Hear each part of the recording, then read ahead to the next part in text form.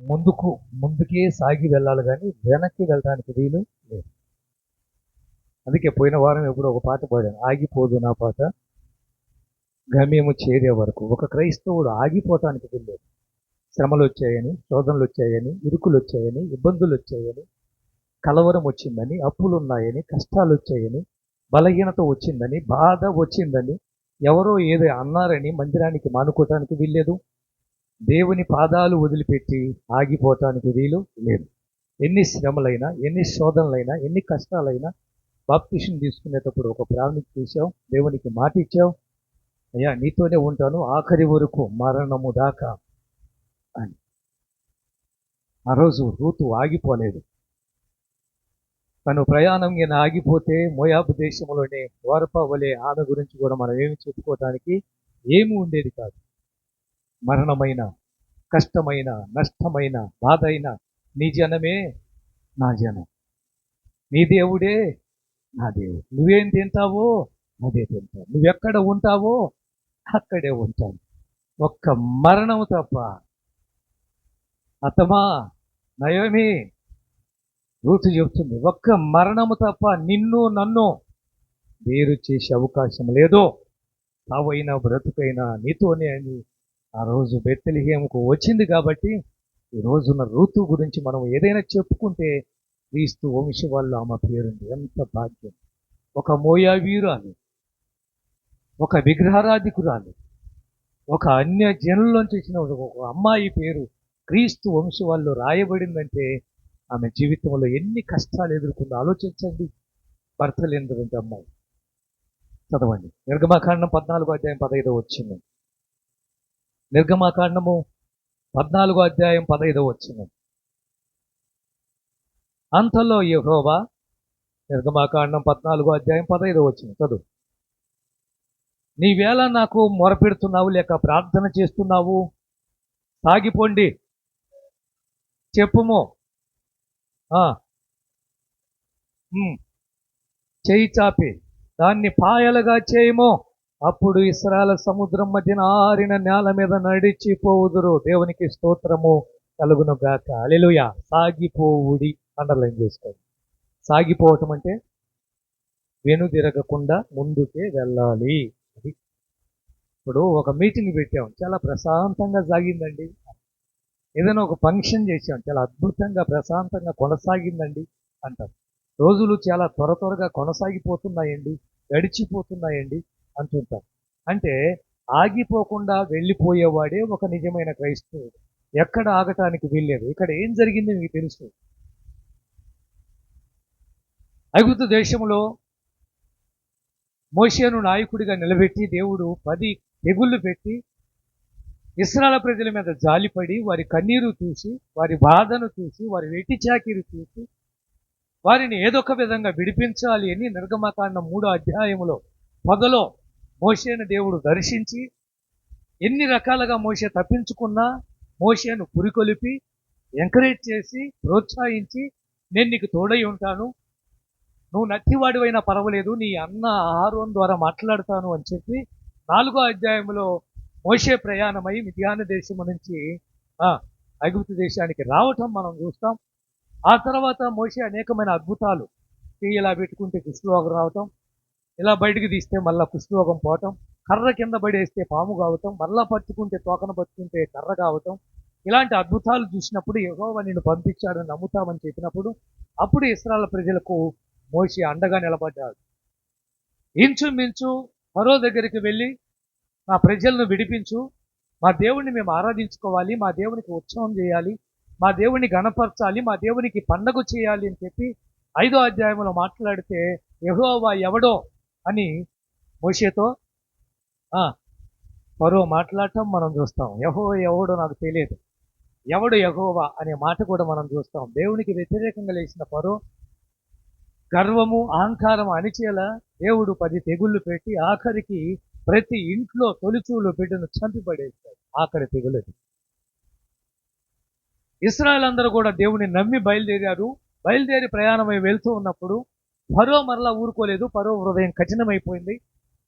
ఎలాగైనా వీళ్ళందరూ వెళ్ళిపోతే మనకు వెటి చాకిరి చేసే వాళ్ళు ఎవరు, మనకు ఇటుకలు చేసే వాళ్ళెవరు, మన ఇళ్లలో పని చేసే వాళ్ళెవరు, మన పొలంలో పని చేసే వాళ్ళెవరు, ఇంత జనాభాను పోగొట్టుకుంటే మరలా మనకు పని వాళ్ళు ఎక్కడ దొరుకుతారు అని వారు ఆలోచించి మరలా సైన్యముతో అగ్ని క్షమించాలి రథములతో బయలుదేరుతారు. అయితే దేవుడు వారి మధ్యలోనే అద్భుతాలు చేయటం మొదలు పెడతాడు. వారికి వీరికి మధ్యలోనే ఒక దేవదూత అగ్ని స్తంభంగా నిలబడతాడు. 3 రోజులు వారి కళ్ళు కనిపించవు. ఆ తర్వాత ఇజ్రాయెల్ ప్రజలందరూ మోషే మీద తిరగబట్టడం మనం చూస్తాం. ఏమయ్యా, సమాధులు లేవా? ఐగుప్తులో సమాధులు లేవని ఇక్కడికి చంపడానికి తెచ్చావా మమ్మల్ని? ఎందుకయ్యా ఈ పని చేశావని మోషే మీద సనిగినప్పుడు, గొనిగినప్పుడు, మోషే మీద తిరగబడినప్పుడు మోషే అన్న మాటలు కూడా ఒకసారి మనం చూద్దాం. 14వ అధ్యాయం 13వ వచనం. అందుకు మోషే, భయపడకుడి, యెహోవా మీకు నేడు కలుగజేయ రక్షణను మీరు ఊరక నిలుచుండి చూడండి. మీరు నేడు చూచిన ఐగుప్తులు ఇక మీదట మరి ఎన్నడూ చూడరు. 14వ వచనం. యెహోవా మీ పక్షమున యుద్ధము చేయను, మీరు ఊరకయే ఉండవలని ప్రజలతో చెప్పాడు. కాస్త మీరు నోరు మూసుకొని ఉంటారా? అది దాని అర్థం.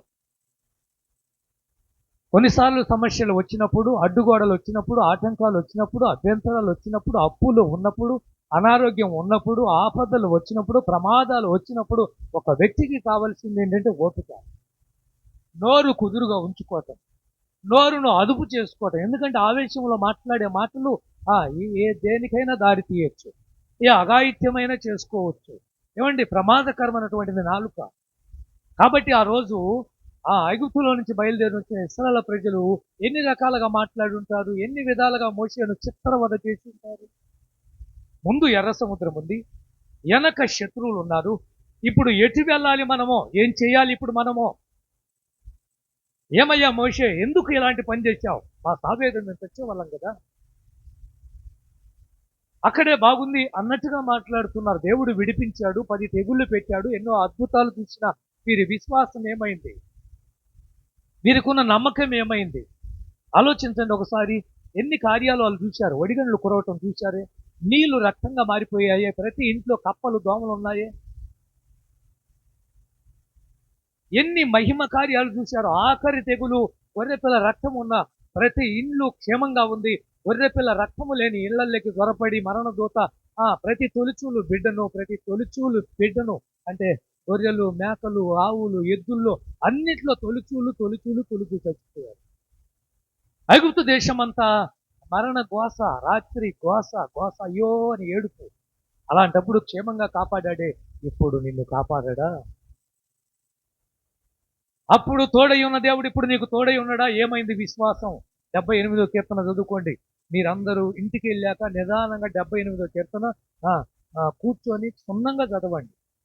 ఇశ్రాయేలు ప్రజలు ఏ రకంగా విశ్వాసం ఉంచారు, ఏ రకంగా దేవుని మీద సనిగారు, ఎంతమంది చచ్చారు అనేది కూడా 78వ కీర్తన అంతా కూడా ఈ నిర్గమకాండంలో నుంచి ఎత్తి రాశాడు దావీదు, మోషే గారు కీర్తనలు. ప్రియులరా, ఆలోచించాలి. అయితే దేవుడు అంటున్నాడు ఇప్పుడు 10-15 వచనం చదువుదాం. నిర్గమకాండం 14-15. అంతలో యెహోవా మోషేతో, నీవెలా నాకు మొరపెట్టుచున్నావు అంటే అర్థం ఏమిటి? వీళ్ళు మాట్లాడే మాటలు, వీళ్ళు చెప్పే విధానము, వీళ్ళు అరిచి అరుపులు. 13వ వచనంలో మీరు ఊరకుండండి ఎన్ని లక్షల మంది ప్రజలు, ఎంత గోలగా ఉంటుంది మీరు చెప్పండి. ఒక ఇంట్లో 10 మంది ఉంటే ఎంత గోలగా ఉంటుంది? ఏదైనా ఒక ఫంక్షన్ జరుగుతుంటే ఎంత గందరగోళంగా ఉంటుంది, ఎంత అల్లరిగా ఉంటుంది. క్రమం లేని చోట మనం అల్లరే చూస్తాం. ఏమండి, ఇళ్లల్లో చెప్తున్నారు, అల్లరికి దేవుడు కర్త కాదు. సంఘములు అల్లరి ఉండటానికి వీల్లేదు, కుటుంబములు అల్లరి ఉండటానికి వీల్లేదు, ఏదైనా దేవుని కార్యక్రమాలు జరిగేటప్పుడు అల్లరి ఉండటానికి వీల్లేదు. ఒక క్రమం. భోజనం పెట్టేటప్పుడు చూడండి, మన క్రిస్టియను ధర్మం ప్రకారం భోజనాలు చేసేటప్పుడు ఎక్కడ అల్లరి కనిపించదు. కొన్ని చోట్ల పలహారం పెట్టేటప్పుడు చూడండి, మన క్రిస్టియన్ ప్రార్థనా మందిరాల్లో పలహారం వచ్చుతూ ఉన్నప్పుడు, మనం ఏదైనా ఇస్తున్నప్పుడు వాళ్ళు లేవరు, ఇచ్చిన దాకా కూర్చుంటారు. ఒకవేళ వీగపోయినా ఆ పలహారం వాళ్ళు అందకపోయినా ఎక్కడైనా గొడవ చేసినట్టు ఉండదు. ఎందుకని దేవుడు అల్లరికి కర్తగా. ఇయ్యకపోయినా ఏం పోయింది? లడ్డూ పోయిందేగా, లేదా మైసూర్ పాకు మొన్న వారం పెట్టాంగా. ఒక మైసూర్ పాకు తినకపోతే ఏమైందంట? అందలేదు. లేదు నీకు అయిపోయింది, నీ దగ్గరికి వచ్చేవరకు రాలేదు. దాని గురించి నువ్వు సనగాల్సిన పని లేదు, కొనగాల్సిన పని లేదు, అరవాల్సిన పని కూడా లేదు. టీ నీ దాకా రాలేకపోయింది అండి, భోజనం అయిపోయింది. అని ఎక్కడ నేను చాలా క్రైస్తవ మీటింగ్లు చూస్తున్నాను, ఎక్కడ అల్లరి అనేది కనిపిస్తుంది. క్రమంగా నిలబడతారు, క్రమంగా వడ్డించుకుంటారు. అందినా అందకపోయినా, కడుపు నిండినా నిండకపోయినా, రుచి ఉన్నా లేకపోయినా ఏం చేస్తారు? తినేసి వెళ్ళిపోతారు. ఎవరి మీద వాళ్ళ అడుపులు అనిపించవు. ఎందుకంటే ఆ యొక్క క్రమం. ఆ రోజు ఎందుకు మోసే ఊరకుండండి అని చెప్పాడు? అరుస్తున్నారు, కేకలేస్తున్నారు, అల్లరి చేస్తున్నారు. ఎంత మాట పడితే అంత మాటను మోసేతో అంటున్నారు. 12 వచ్చి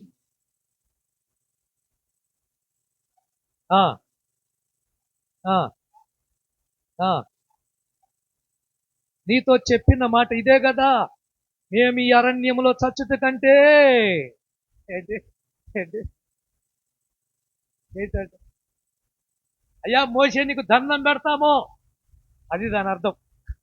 ఏంటి అర్థమైందా మీకు? ఏమంటున్నారు? అలా చదివిస్తాను. 12 వచ్చింది కదమ్మా. అక్కడ జోలికి రావద్దంటే ఎప్పుడైనా విన్నారా? దండం పెడతానమ్మా, మా జోలికి రావద్దు, అది దాని అర్థం. మోషేతో మాట్లాడుతున్న మాటలు ఏంటంటే, మీకు దండం పెడతాం మోషే, మమ్మల్ని వదిలే. ఐగుప్తులో మేము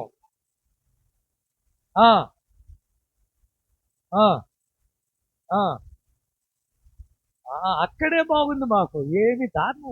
ఒక వ్యక్తి ఎలా వెనకెళ్ళాలనిపించిందండి? ఆత్మీయంగా ఎదిగిన వాడు, ప్రార్థనాపరుడు, పరిశుద్ధతలోకి వచ్చిన వాడు, మందిరంలో కనిపించేవాడు, పాటలు పాడేవాడు, దేవుళ్ళో ఉన్నవాడు, ఏమండి మరలా వెనకబడిపోవడానికి కారణం ఏంటి? శ్రమ, బాధ, కష్టము, అప్పులు, అనారోగ్యం, కుటుంబ సమస్యలు, పిల్లల భవిష్యత్తు, ఇవన్నీ అలుముకున్నప్పుడు ఇక దేవుని మీద విశ్వాసం కాస్త సడలిపోయి నమ్మకం పోగొట్టుకొని పోతారు. ఇది మొదటి కారణం. అయితే రెండో కారణము ధనాపేక్ష, పాపము. ఇప్పుడు లోతు భార్య ఎందుకు చూసింది చెప్పండి? లోతు భార్యకి వెనక చూడవలసిన అవసరం ఏమొచ్చింది? పదే పదే దేవుడు ఏం చెప్పాడు? ఎలా పట్టుకొని వాళ్ళని తీసుకొని వచ్చాడంటే, చెయ్యి పట్టుకొని వాళ్ళు తడువు చేశారు. 19వ అధ్యాయము ఆది కాండంలో తడువు చేశారు. ఏం తడువు చేశారు? కొంచెం ఆలస్యం చేశారు. ఏం కాదులే, ఒరే బాబు తెల్లారిపోతుంది, దేవదూతలు అంటారు, తెల్లారిపోతుంది, లోతు లే అని చెప్పి ఆఖరికి వాళ్ళు మేము ఇక్కడ ఉండాలి, చచ్చిపోయినా పర్వాలేదు అన్నట్టుగా లోతు భార్య ఉందేమో. తెల్లవారినప్పుడు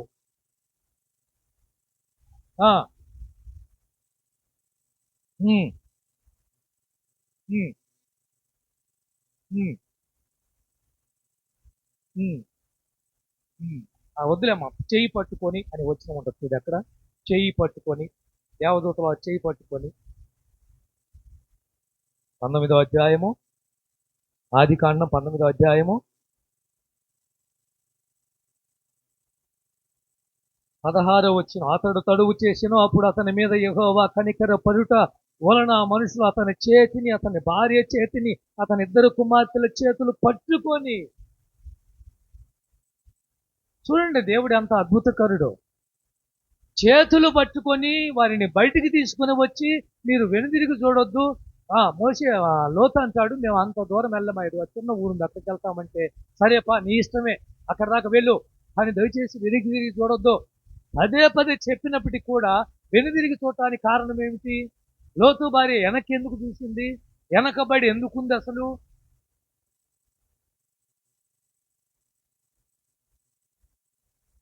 అప్పటికి లోతు చెప్తా అంటాడు, వెనక్కి తిరగొద్దు, వెళ్ళండి వెళ్ళండి వెళ్ళండి, అగ్ని గంధకాలు కాలిపోతుంది సొదొమ గొమొర్రా పట్టణము. వారికి ఆ మంటలు అనేది కనిపించకపోయినా అర్థమవుతుంది. అయినప్పటికీ కూడా లోతు భార్య వెనుదిరగటానికి కారణం ఏంటో తెలిసిన? ఆమె కట్టుకున్న ఇంటి మీద మోజు తగ్గలేదో, ఆమె ఇంట్లో ఉన్న బంగారం మీద మోజు తగ్గలేదో, ఆమె వేసుకున్నటువంటి బట్టలు, బీరువాలో ఉన్న బట్టల మీద మోజు తగ్గలేదో, ఆమెకున్నటువంటి ధన సంపద మీద మోజు తగ్గలేదో. ఒక ఆత్మీయుడికి ఆశలు చచ్చిపోవాలి. కోరికలు చచ్చిపోవాలి. అలా చచ్చిపోయిన నాడే క్రైస్తవుడుగా బతుకుతాం. చావకపోతే క్రైస్తవుడు చావకపోతే బ్రతకలేడు. ఒక మొక్క మొలవాలి అంటే ఇత్తనము. నువ్వు మరలా జన్మించాలి అన్నా, నిత్య జీవములో నువ్వు ప్రవేశించాలి అన్నా చచ్చిపోవాలి. ఆ రోజు లోతు భార్యలో కోరికలు చావలేదు, ఆశలు చావలేదు, ఆలోచనలు చావలేదు. ఆ లోకంలో ఉన్న ఆశలన్నీ, కోరికలన్నీ ఆమెను ఏం చేసినట్టు వెనక లాగేసి. అందుకే చాలా మంది క్రైస్తవులు పూర్తిగా వైట్ బట్టలు ఎందుకు వేస్తారు చెప్పండి? పూర్తిగా వైట్ బట్టలు కింద కింద మొత్తం వైట్. చేతులు గాజులు ఉండవు ఆడపిల్లలకైతే, బొట్టు ఉండదు. ఇలా చూసినప్పుడు ఏమంటారు? మా ఊర్లోనే బాప్టిషన్ తీసుకుని మేము వస్తా ఉంటే చందవరం పక్కనే మందిరం, పొలంలో ఉంది అప్పట్లో మందిరం, ఊరు వెలుపల. ఇప్పుడు మందిరం బాగా దగ్గరలో ఉంది అందరికీ. పొలంలో ఉంది చిన్న మందిరం. అక్కడికి వస్తా ఉంటే మేము బాప్టిషన్ ఊర్లోకి వెళ్ళాలి. అప్పుడు మందిరం పొలంలో కట్ల. మేము ఆ కాలువ కట్టకి వెళ్ళి బాప్టిషాలు మా పాస్టర్ గారు ఇచ్చి, వాళ్ళు వైట్ శారీలు కట్టుకొని మేమందరం పాటలు పాడుకుంటా ఊర్లోకి వస్తూ ఉంటే ఆ ఊరి వెలుపల ఒక ఇల్లు ఉండేది. ఆవిడ ఇప్పుడు లేదులే, పెద్ద ఆవిడ, అప్పుడే పెద్ద ఆవిడ. అవనేది ముందు మొగులందరూ వస్తున్నారు అనేది. ఏమండి, ఆఖరికి ఆ మన్న కొద్ది రోజులకి ఆమె ముండం వచ్చింది. నిజమండి, మీరు నమ్మాలి. నా కళ్ళతో చూసినవి నా జ్ఞాపకంలో చేస్తున్నాను. ఏ వ్యక్తులను అయితే ఆమె ఎగతాళిగా మాట్లాడింది, ఆమె భర్తనే పోగొట్టుకుంది.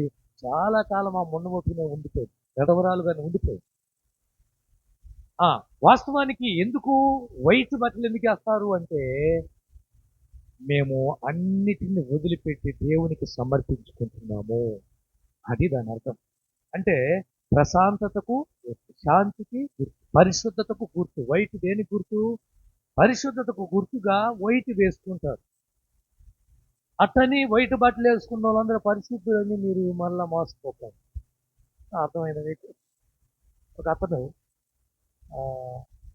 బుక్కులు అమ్ముతున్నాడు. రాత్రిపూట వర్షం పడుతుంది, గొడుగు వేసుకొని మరలా ఆ బల్ల మీద పెట్టుకొని బుక్కులు కొనుక్కొని నేను అమ్ముతుంటే ఒక కుర్రవాడు వెళ్ళి బుక్కుల దగ్గరికి వెళ్ళి చూశాడు. ఒక బుక్కును చూడగానే అతనికి ఆ బుక్కును కొనాలనిపించింది. ఎలా ఉందంటే, మీకు ధైర్యం ఉంటే ఈ బుక్కును చదవగలరు, ధైర్యం లేని వారు ఈ బుక్కును చదవద్దని రాయింది. హెడ్డింగ్ అలా ఉంది. హెడ్డింగ్ ఎలా ఉంది? నీకు ధైర్యం ఉందా?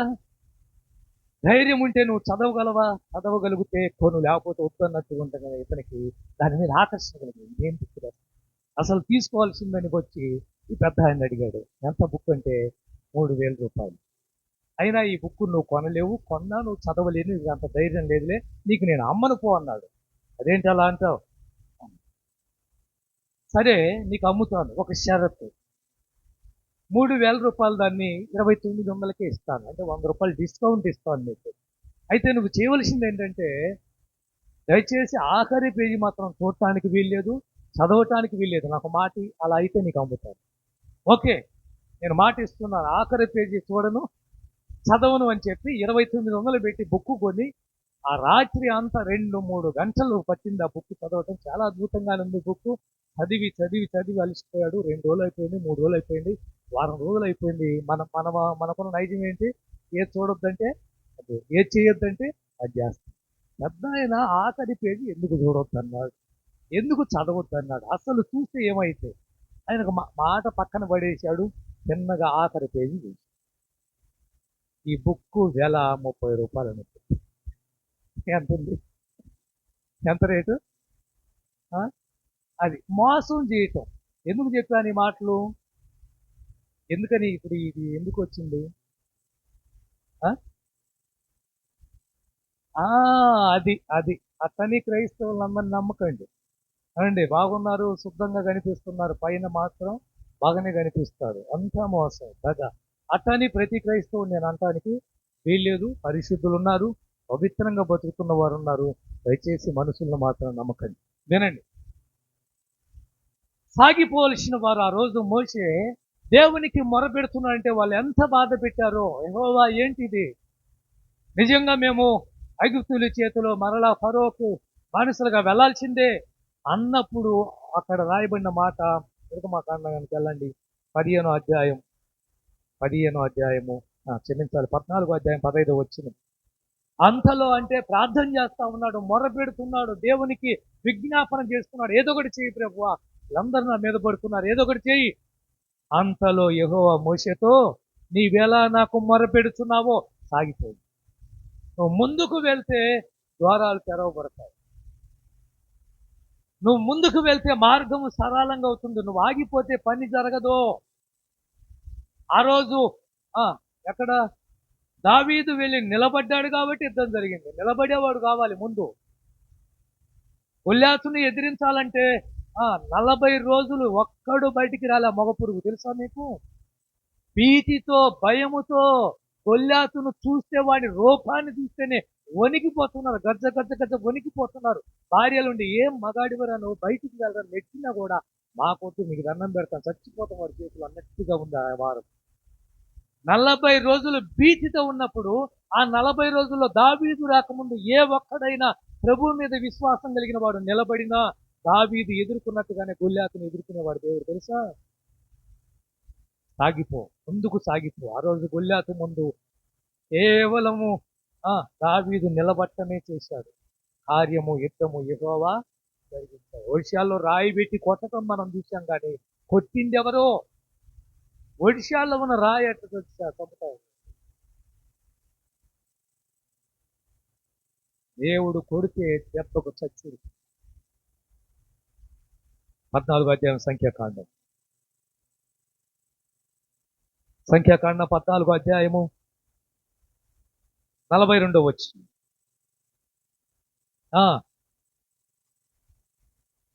యెహోవా మీ మధ్యలో లేడు గనుక సాగిపోవద్దు.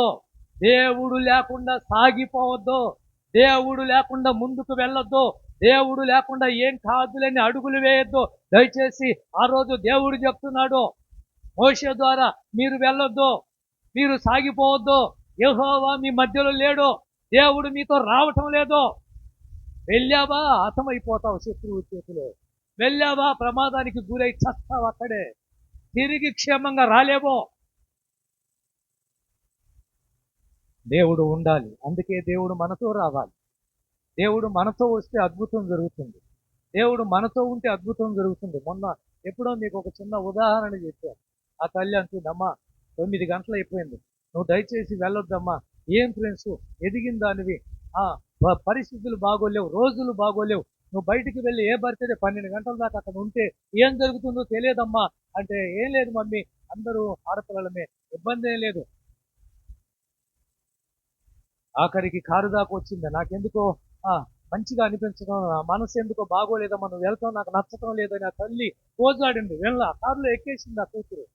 కారు దగ్గరికి వెళ్ళి అద్దం దించి కూతురు చెప్తుంది, సరే అమ్మా వెళ్తే వెళ్ళావు, ఏసైని ఎంత పెట్టుకొని వెళ్ళు. ఏమంది? ఏసైని కాస్త తోడుగా తీసుకెళ్ళు అంటే పగలబడి నవ్వింది. ఆమె నవ్వటమే కదా, ఆమెతో ఉన్న స్నేహితులు కూడా కారులో నవ్వారు. ఎందుకు? మాకే ప్లేస్ లేదు, మాకే చోటు లేదు, మాకే స్థలం లేదు, ఏసై ఎక్కడ కూర్చుంటాడు మమ్మీ అని నవ్వింది. వెళ్ళిన అరగంటలో గంటలోనే పెద్ద ప్రమాదానికి గురైంది. కారు వెళ్ళి ఒక గోడకు గుద్దేసుకుంది, కారు నుజ్జు అయిపోయింది. కారులో ఉన్న వాళ్ళు ఒక్కరూ బతికినట్లేదు. అయితే పోలీసులు వచ్చేదంతా చూసి పరీక్షించిన తర్వాత జరిగింది ఏమిటి తెలుసా? ఆ కూతురు బయలుదేరే ముందు అన్నది, మమ్మీ మాకే ప్లేస్ లేదు, ఒకవేళ ఏసయ్య రావాలి అనుకుంటే డిక్కీలో కూర్చొని రమ్మని అన్నది. ఎక్కడ కూర్చొని? డిక్కీలో కూర్చొని రమ్మను అని ఏమంటారు, ఒక ఎకలాచంగా మాట్లాడింది, ఎగతాళిగా మాట్లాడింది. ఏసయ్య ఒకవేళ వస్తానంటే మేము వద్దనము, డిక్కీలో రమ్మను. ఆ రోజు జరిగిన యాక్సిడెంట్లో కారు మొత్తం నిలిపోయింది, అందరూ చచ్చిపోయారు, కానీ డిక్కీ మాత్రము చెక్కు చెదరలేదు. ఇంకా డిక్కీలో ఏమున్నాయో తెలుసా? ఇంత ఎత్తున కోడిగుడ్లు పేర్చున్నాయండి, పెట్టెలు, ఒక్క గుడ్డు కూడా పగలలేదు. ఇప్పుడు చెప్పండి, ఏసై ఎక్కడ వచ్చాడు? బహుశా డిక్కీలో కూర్చొని వచ్చాడు.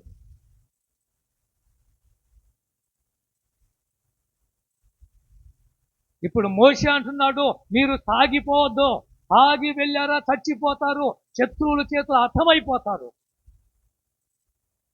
ఎందుకంటే యెహోవా మీతో రావటం లేదు, దేవుడు మీతో రావటం లేదు, దేవుడు మీ మధ్యలో లేడు. అందుకే ఆ ఇంట్లో సమాధానం లేదు. దేవుడు ఆ ఇంట్లో ఉంటే ఆ ఇల్లు సమాధానంతో ఉండేది. దేవుడు మీతో రావటం లేదు, అందుకే ఆ ఉద్యోగం నీకు రాలేకపోతుంది. దేవుడు మీతో వచ్చి ఉంటే ఆ ఉద్యోగంలో ఎప్పుడో సెలెక్ట్ అయిపోయేవాడు. దేవుడు ఆ వ్యాపారంలో లేడు కాబట్టి అన్ని నష్టమే.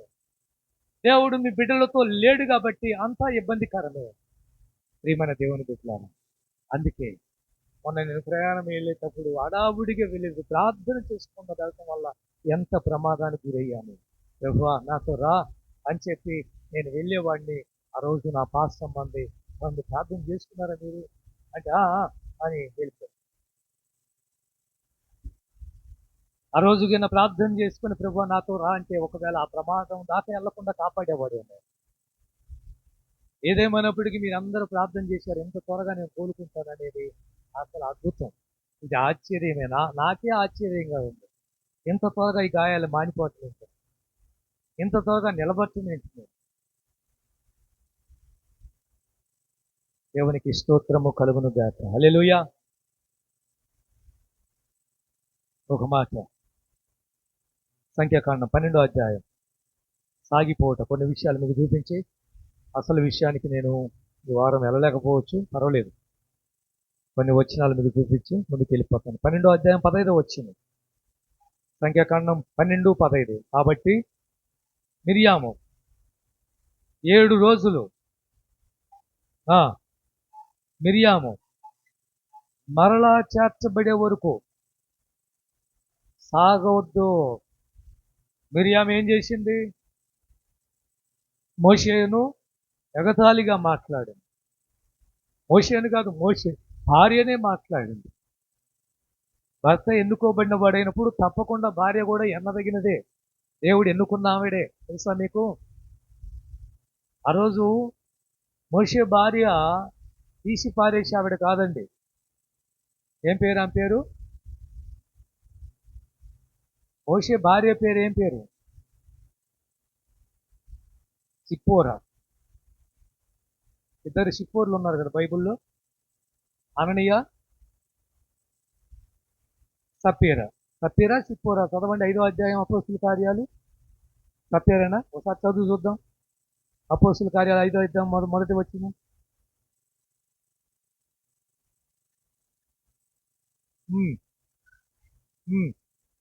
సప్పీరా, క్షమించాలి, అంతే.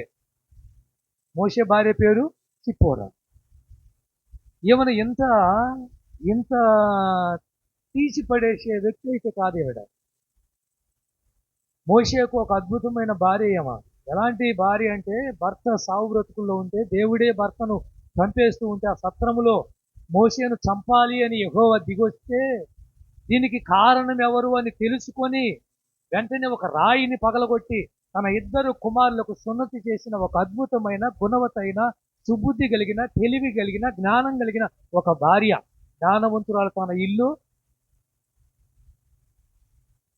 ఈవిడన వీళ్ళు ఎగతాళి చేసేది. ఏమని ఎగతాళి చేశారు? ఏమని ఎగతాళి చేసింది మిరియాము అహరోను? మోషేనా పెద్ద నాయకుడు? వీడు పోయి మనోడు బాగా హైట్ ఉన్నాడు, ఎర్రగా ఉన్నాడు, ఎత్తుగా ఉన్నాడు, చక్కగా ఉన్నాడు, రూపవంతుడు. మోషే రూపవంతుడు అని రాయబడి, సుందరుడు అని రాయబడి ఉంటుంది. ఇంత అందగాడి వెళ్ళి ఈ పిల్లని చేసుకున్నాడు ఏమిటి అని మాట్లాడారు. ఈ తేడా సంఖ్యాకాండం 12వ అధ్యాయంలో. ఇలాంటి అమ్మాయిని చేసుకున్నాడు ఎందుకు? చాలా అద్భుతమైనటువంటి అమ్మాయి దొరికేది కదా మనోడికి. చులకనగా మాట్లాడకండి. ఆ అమ్మాయిని దేవుడు ఏర్పాటు చేసేదంటే ఏదో కారణము ఉన్నది. అదే ఇంకొక అమ్మాయి అయితే ఆ రోజు మోషే చచ్చిపోయాడు, తెలుసా? కేవలం మోషే మీద మోషే భార్యను మాట్లాడినందుకు ఏమొచ్చింది మిరియాముకు? కుష్ఠరోగం. అంటే మరలా మోషే వెళ్ళి దేవుణ్ణి బ్రతిమిలాడి ప్రభువా క్షమించు అని తన సహోదరి కొరకు ప్రార్థన చేస్తే ఆమె బాగుపడటానికి వారం టైం పడుతుంది. ఈ వారం రోజులు ఆమెను వదిలిపెట్టిపోతారా? ఎందుకంటే కుష్ఠరోగం వస్తే పాలిమూత ఉంచాలి, ఊళ్ళో ఉంచడానికి వీలు లేదు. కాబట్టి ఆమెను తీసుకొని వెళ్ళాలి. కాబట్టి వారం రోజులు నాకు ఎవరు కొనసాగి వెళ్ళొద్దు, మిరియాము వారం తర్వాత బాగుంటుంది, అప్పుడు వెళ్దురు గాని. రెండో సమూయేలు గ్రంథం 18వ అధ్యాయం 9వ వచనం, సాగిపోవుట కొన్ని విషయాలు. రెండో సమూయేలు గ్రంథం 18:9. పోవుచుండగా ఎదురాయను కంచెర గాడిద యొక్క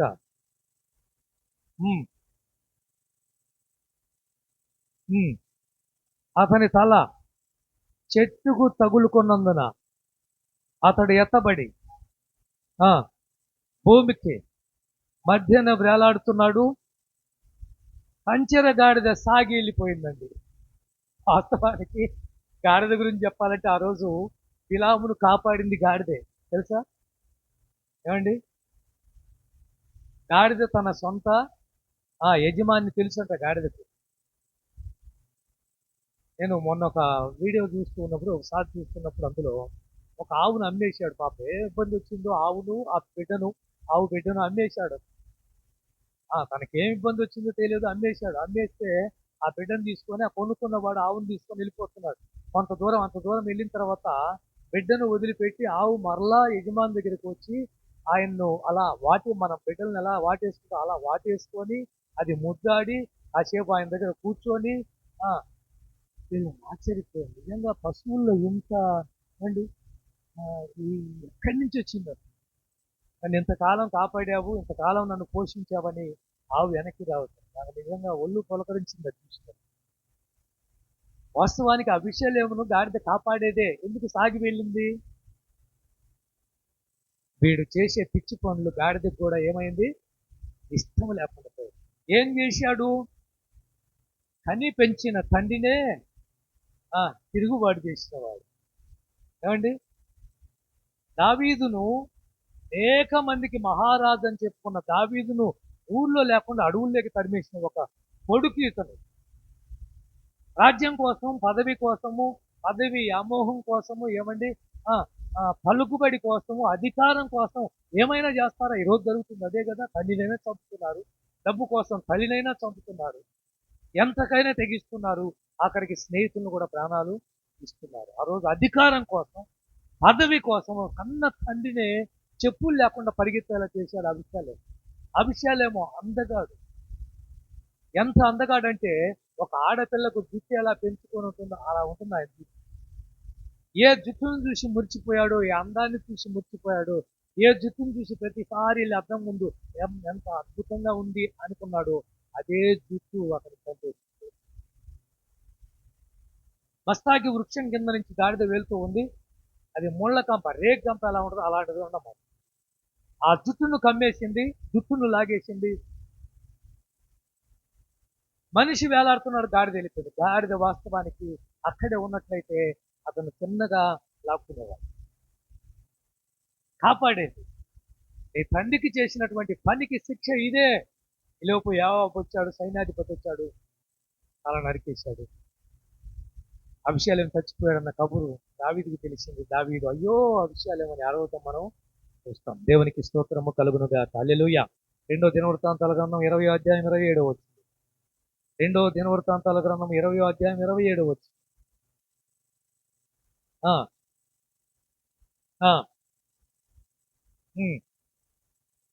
గనుక యెరూషలేమునకు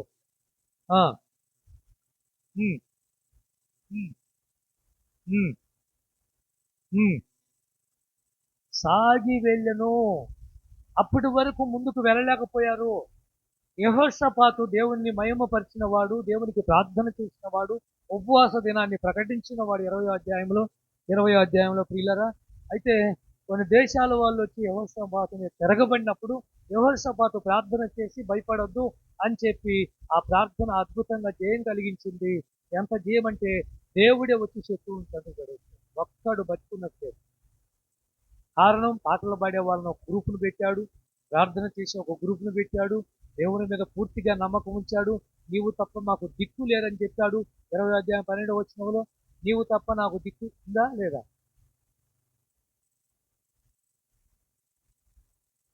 చదువు.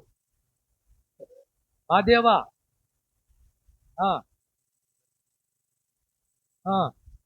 యుద్ధము చేయుటకు అది మొత్తం ఆధారపడ్డాడు దేవుడి మీద. ఎప్పుడైతే ఆధారపడ్డాడో 20వ అధ్యాయంలో అతులైపోతారు శత్రువులు. ఇప్పుడు యెరూషలేముకు సాగిపోయే అవకాశము దొరికింది. దేవునికి స్తోత్రము కలుగును గాక. 109వ కీర్తన 23వ వచనం. 109వ కీర్తన 23వ వచనం.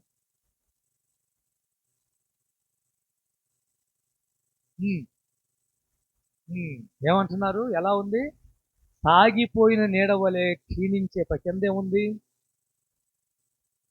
30వ అధ్యాయం సామెతల గ్రంథం 27వ వచనం. సామెతలు 30:27.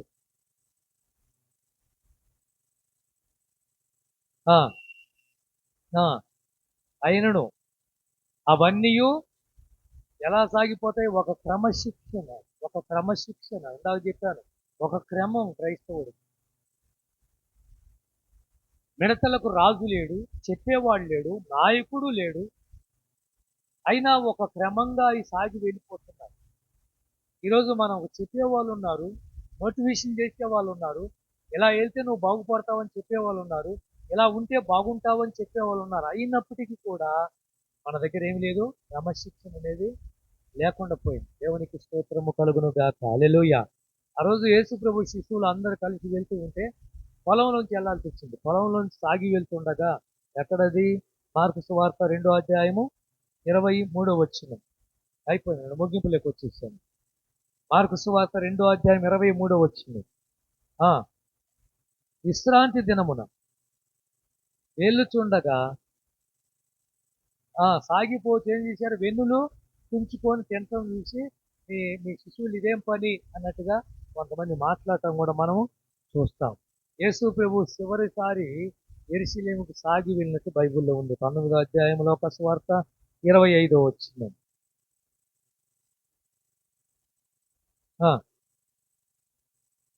వారు అయ్యా లోకస్వార్త 19:25.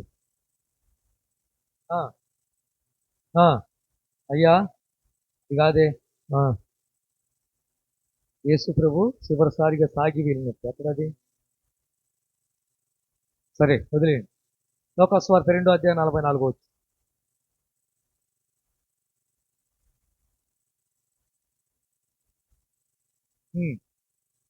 ఎరుగక ఆయన సమూహములో ఉన్నాడని తలచి ఒక దిన ప్రయాణము సాగిపోయి ఎదుగుచుండిది. ముగిస్తున్నాను, వినండి. యేసు ప్రభు 12 ఏళ్ల వయసులో వచ్చారు. ఎవరు? తల్లైన మరియా, యోసేపు. ఎక్కడికి? యెరూషలేములో దేవాలయంలో దర్శించుకొని, ప్రభువును దర్శించుకొని ప్రార్థన చేసుకొని వెళ్దామని వచ్చారండి. యేసు ప్రభు పుట్టిన 12 ఏళ్లకు యేసు ప్రభు కనిపించింది. మధ్యలో కనిపించదు మీరు ఎక్కడ. అయితే 12 ఏళ్ల వయసు కలిగిన యేసు ప్రభు వచ్చినప్పుడు 12 ఏళ్ల వాడు తప్పిపోతుంటే తల్లిదండ్రులు ఏం చేస్తున్నారు? ఇక్కడ ఆశ్చర్యం ఏమిటంటే, ఒక రోజంతా వాళ్ళు యేసు ప్రభుని చూడాల. ఒక దిన ప్రయాణం సాగి వెళ్ళిన తర్వాత అప్పుడు యేసు ఎక్కడ? జాగ్రత్తగా ఉండండి పిల్లల విషయంలో, తల్లిదండ్రులు జాగ్రత్తగా. వాళ్ళ అజాగ్రత్త వల్ల ఆ రోజు యేసు ప్రభువును 3 రోజులు అయిన వారు బంధువులు అందరి దగ్గరికి వెళ్ళి అడుగుతున్నారు. ఫోన్లు ఏడున్నాయి అప్పుడు, తిరగని చోటు లేదు. ఆఖరికి యెరూషలేములో అనేకులు పెద్ద పెద్ద బోధకుల మధ్య యేసు ప్రభు కూర్చొని బోధించడం వాళ్ళు చూసి ఆశ్చర్యపడతారు. కొనసాగదు. యేసు ప్రభు చివరిసారిగా గెచ్చిమన తోటకి వెళ్ళి ఆ రాత్రి ఇక తెల్లవారుజామున అప్పగించబడతాడు. యోగా ఇస్త్రీ కొడతాడు, ముద్దు పెట్టుకొని వేసుకుని అప్పగిస్తాడు. 9 మందిని తోట వెలుపల, 3 తోట లోపలికి తీసుకుని వెళ్ళి వాళ్ళని అక్కడ కూర్చోబెట్టి నా కోసం ప్రార్థన చేయమని ఏమన్నాడు? అధ్యాయమండి. మార్కు సువార్త 14వ అధ్యాయం 35వ వచనం. మార్కు సువార్త 14:35. కొంత దూరము సాగిపోయి ఏం చేశాడు? కొంత దూరము సాగి వెళ్ళి వాళ్లకు కొంచెం దూరంగా వెళ్ళాడు. నేల మీద పడ్డాడు. తండ్రి నీ చిత్తమైతే గిన్నె నా యొద్ద నుంచి తొలగించు అనే ప్రార్థన మనం చూస్తాం. సాగిపోతుంది. ఆ రోజు ఎర్ర సముద్రము అడ్డుగా వచ్చింది. వెనక శత్రువులు. దేవుడు అంటున్నాడు, ఆగొద్దు. ఎలా ప్రభువా? చేతులు ఏముంది? కర్ర ఉంది. సముద్రమును పాయలు చేయి. ఆరిన పొడి నేల మీద నడిచి వెళ్ళండి. ముందుకు వెళితే, అడుగు ముందుకు వేస్తే ఆ ఏమైతే దారి కనిపించింది. భయంతో ఎక్కడ ఉన్నావా, నువ్వు ముందుకు వెళ్ళలేవు.